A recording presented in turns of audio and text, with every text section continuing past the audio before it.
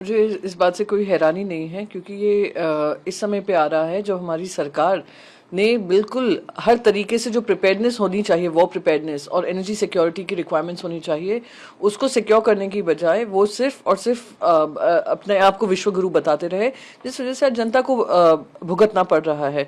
चाहे वो LPG gas cylinder की किल्लत हो, चाहे उसमें बढ़ोतरी हो, दामों में बढ़ोतरी हो, और अब फ्यूल सरचार्ज जो इंडिगो लगा रही है, कुछ दिन पहले एयर इंडिया ने भी अनाउंस किया था।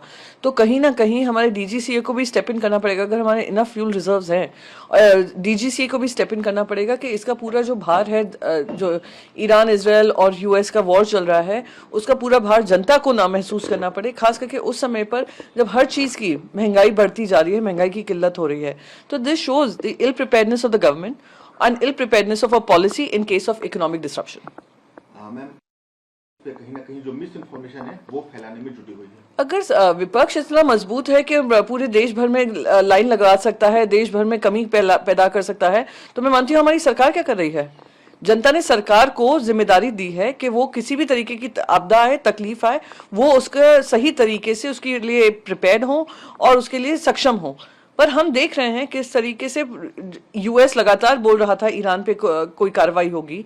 हम इजराइल प्रधानमंत्री वॉर शुरू होने से 2 दिन पहले पहुंचे हैं, फिर भी अगर आपकी तैयारी नहीं है, जिस वजह से जनता को ये भुगतना पड़ रहा है। आपने इमरजेंसी कानून लगाया है, विपक्ष ने नहीं लगाया है।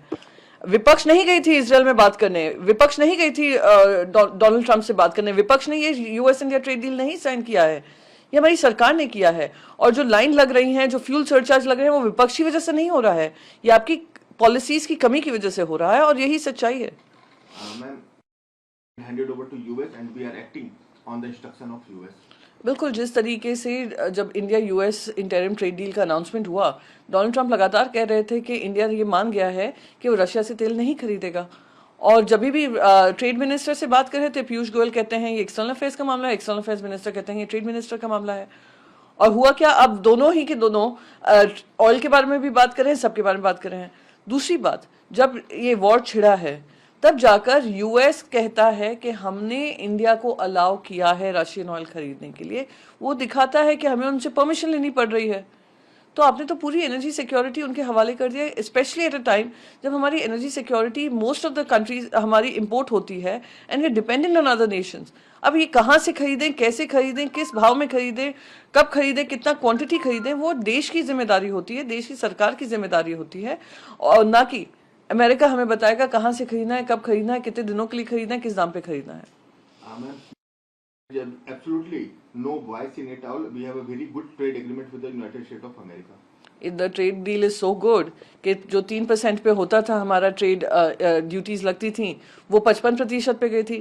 55% से आप 18% पे लाए हैं। 18% भी वहाँ के कोर्ट ने स्ट्राइक डाउन किया है। तो अभी वो ट्रेड डील किस अमाउंट पे है, क्या है, किसी को नहीं पता है। तो जो झूठ फैलाने का काम करे, और मोस्ट इम्पॉर्टेंटली हमने उनको कमिटमेंट दिया है $500 बिलियन की खरीदी का अगले 5 साल में। अभी हमारा ट्रेड करीब $45 बिलियन का है, हमने $500 बिलियन कमिट किए हैं।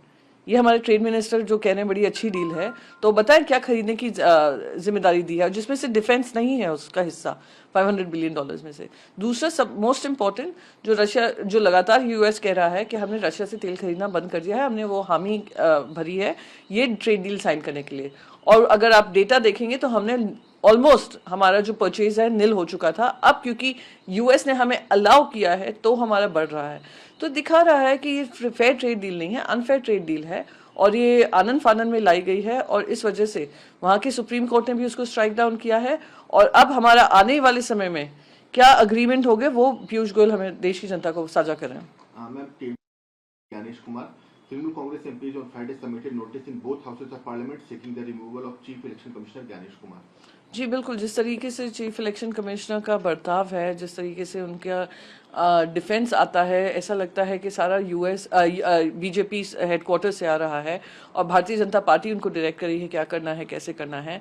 एसआईआर को लेकर लगातार जनता के मन में भी सवाल है, उसका जवाब ना देते हुए सिर्फ अपने अपने कामों को डिफेंड करते हुए इलेक्शन कमीशन को मजबूर करते हुए कि वो वही एजेंडा चलाएं जो भारतीय जनता पार्टी को सूट करता है, ये दुर्भाग्यपूर्ण है। तो हमें संविधान ने हमें ये जिम्मेदारी दी है कि अगर कोई इंस्टीट्यूशंस कॉम्प्रोमाइज हो रहे हैं या अंडरमाइन किए जा रहे हैं तो हम नो कॉन्फिडेंस मोशन के माध्यम से पार्लियामेंट के संज्ञान में तो लाए ही, पार्लियामेंट का चर्चा का विषय तो बनाए ही, देश के संज्ञान में लाएं कि आने वाले समय में ये देश के जो वोटर्स का अधिकार है उसका हनन हो रहा है। मैम, डॉलर का इनाम घोषित किया है ईरान के 10 नेताओं के बारे में जानकारी इन्फॉर्मेशन देने पे।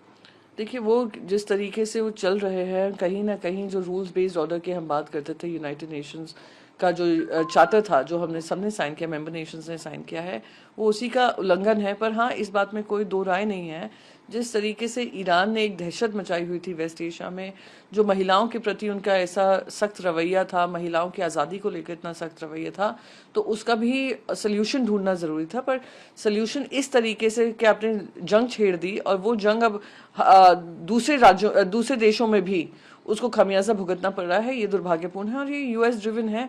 और यूएस अब चाहता होगा कि जल्द से जल्द इसका सल्यूशन हो, वो चाहते हैं रेजीम चेंज हो। कहाँ तक वो सफल होंगे वो आने वाला समय तय करेगा।